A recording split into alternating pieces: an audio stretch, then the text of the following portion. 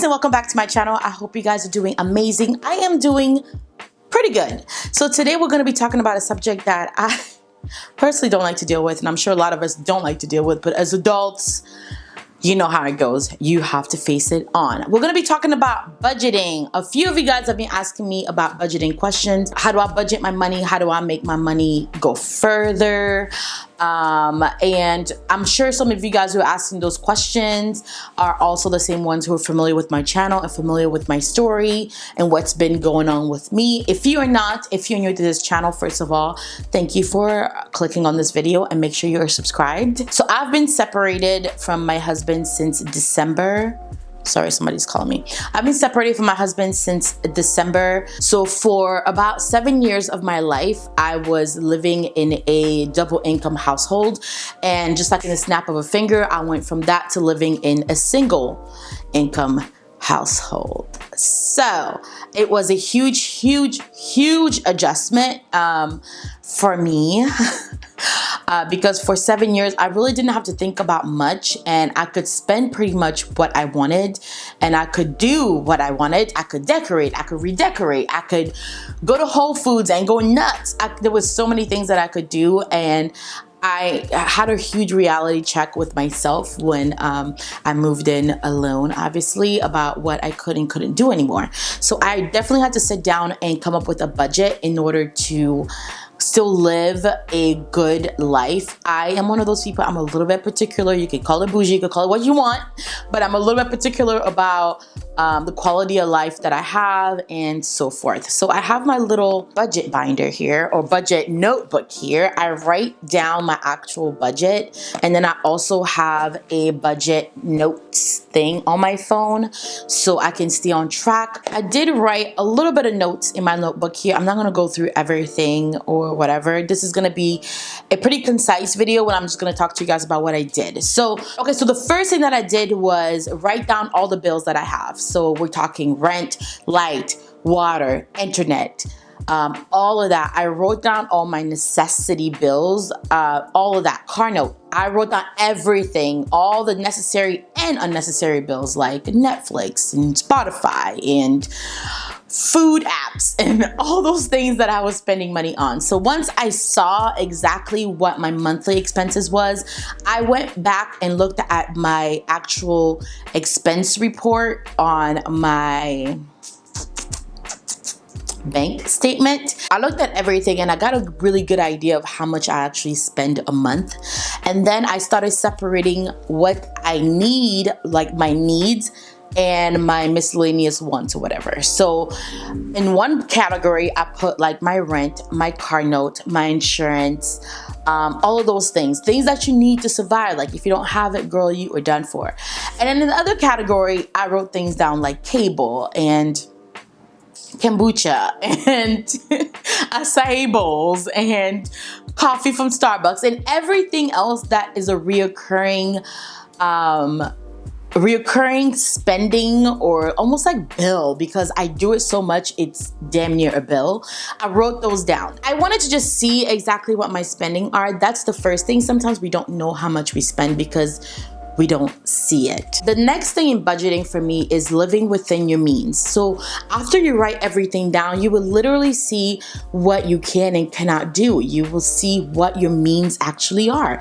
Can you afford to shop at Whole Foods, or can you just go to Aldi's, which has whole food quality items, by the way, and get sort of the same thing? I mean, it's not as beautiful as Whole Foods, and you don't feel as you're doing Whole Foods. I feel like that in Whole Foods, but you can't afford to do that anymore. So you're going to have to live within your means. So that means cutting back on anything that you do not necessarily need, and then just prioritizing things that you actually need. I am living within my means, but I still need things like my nails done because, you know, my nails is one of those slight necessities that will go off the wayside if I couldn't afford it anymore, but it's just something that I need. So I transferred that into like my need bucket, and you keep transferring until you can no longer afford it. And then everything else that hasn't been transferred over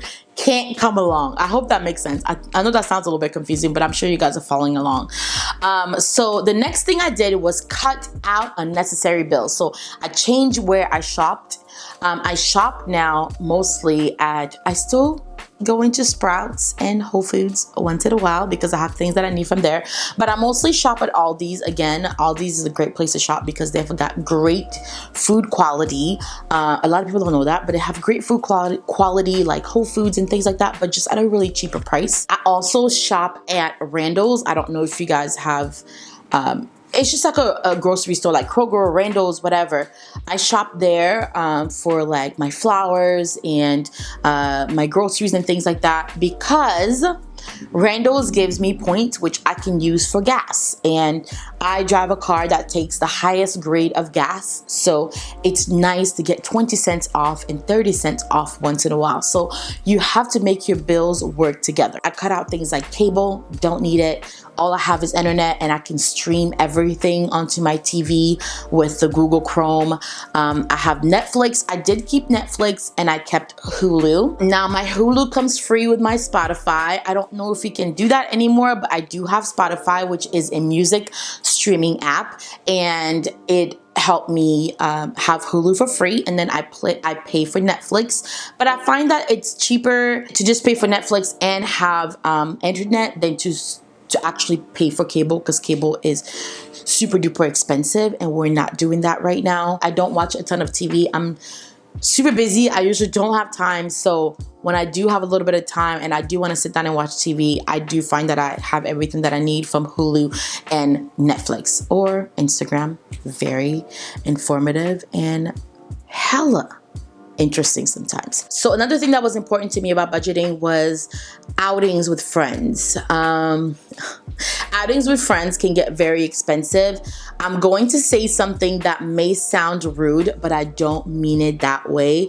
You're really going to have to be careful about what friends you hang out with when you are on a budget. You cannot hang out with that friend who puts pressure on you to buy things or to go outside of your means. You're either going to have to be firm with that friend and be like, listen, this is what my budget is. I'm not going over that, or just don't answer their phone call. It's up to you. I'm fortunate enough that I don't have friends. I don't ever feel pressure from friends to spend more than I have to. If anything, I feel like my friends really help me stay on budget because we're grown and we're saving money. So, I feel like all my friends are on that same like wavelength and path. And if I say I'm on a budget and they say I'm on a budget, we find something that we can do together that's within everybody's budget. Now, you also have to stay away from those friends who never have money and you always have to cover for them. I personally don't have friends like that. I used to back in the day. They never have money and you always have to help them. I'm just not at that point in my life where I'm trying to be doing that right now. You're going to have to find your own way, girl. We're in our 30s. Why do we still got to help you? You find a second job. So little things I did with my friends, like brunching and things like that, I had to cut back on a little bit. So I do still brunch.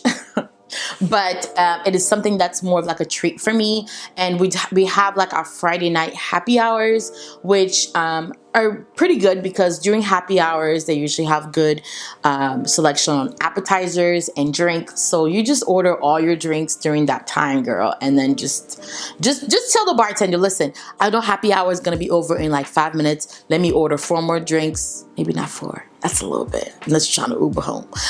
Let me order my 2 more drinks, 2 more appetizers. Let's keep this going. Most places are okay with that. That's what I personally do. So here's another little trick that you can do that I do all the time is credit cards. Okay, now pump your brakes. Don't be swiping that card because that is not your money. A credit card is not your money. You got to pay that money back. But what I do is the personal credit card that I have gives me point back for cash back.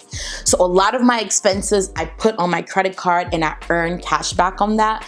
but I pay it off. You got to make sure you pay it off because it can affect your credit. Your monthly payment can go up, and then you're paying for those high interest rate.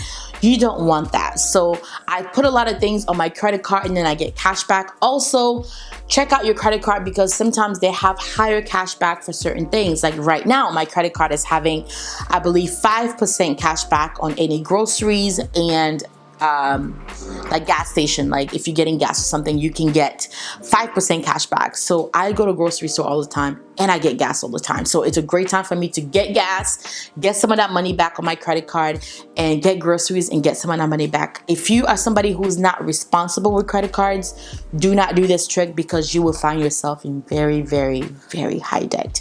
But I've become pretty responsible over the years with credit cards. I have two more things that I want to talk about, which is going to be multiple streams of income and savings. So living on my own, just my job is enough, but it's not enough. You know what I mean? So it is enough to sustain me, but it's not enough for me to feel like I'm living a full life where I can do things that I want to do, and I can get my car washed, and I have to actually do it myself and things like that. So multiple streams of income are going to be very important. If you have things in your house that you don't need, please sell them, get rid of it. Open up room in your house. If you have an extra talent, like for me, I'm a makeup artist, so weddings on the side and doing people makeup for parties on the side, YouTube on the side, Instagram, doing sponsored content, which I don't do a lot of, but I do some sponsored content. That gives me an extra stream of income to kind of sustain myself.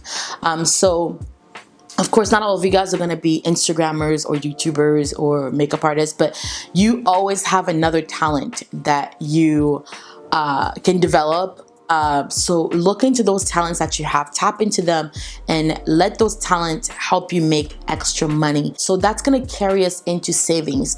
You need to be saving money no matter how much money you make. If you make $10, you need to find a way to save money. And if you have your rent that costs $8 and only leaves you $2, you need to find somewhere cheaper to live so that you can only pay $5 in rent, so you can pay $3 in your other expenses and put the rest of the money as a savings. Saving is so important because when you live alone, especially when you live alone, things could happen, car breaking down, things happen, and you need to have a little bit of something to help you until next time. That savings was really important to me when I lost my mom because I mentally was not prepared to go back to work. And if I didn't have a little bit of money put away, I would have been really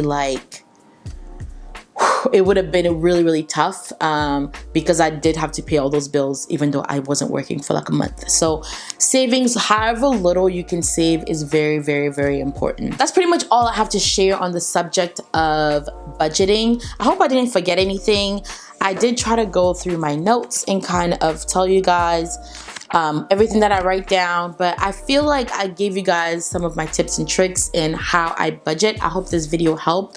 If you guys have any questions, you are welcome to ask them down below. I will be happy to answer them if it's an answer that I have. Make sure you're subscribed to my channel so you don't miss any of my upcoming videos. Thank you guys so much for watching, and I will see you in my next one.